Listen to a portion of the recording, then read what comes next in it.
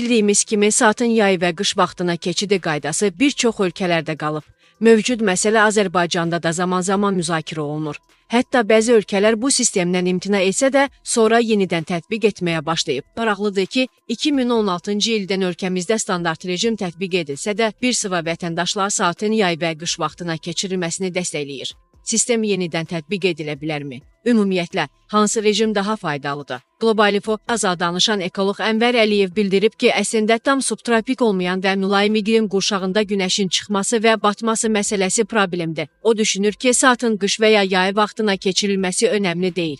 Bu artıq bizdə stabilləşib. Hazırda ölkədə nə zavod, nə fabrik, nə növbəli sistem var. Öncə 3 növbəli iş rejimləri olurdu, ancaq bunlar keçmişdə qalıb. Saat dəyişiləndə qrafik və rejim də dəyişir. Əvvəl nizam-intizam var idi, indi qayda qanunda boşluqlar mövcuddur. Əgər biz hazırki saat rejiminə vərdiş etmişiksə, yenidən dəyişmək məsləhət deyil. Təbii ki, hökumət qərar versə, dəyişəcək.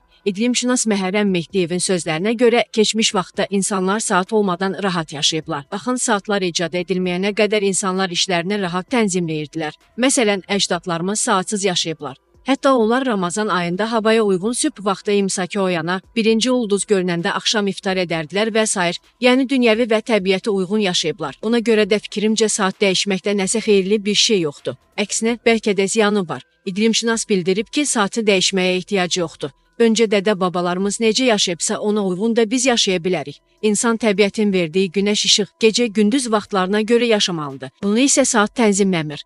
Bunları nəzərə alıb saatı olduğu qaydada saxlamaq lazımdır.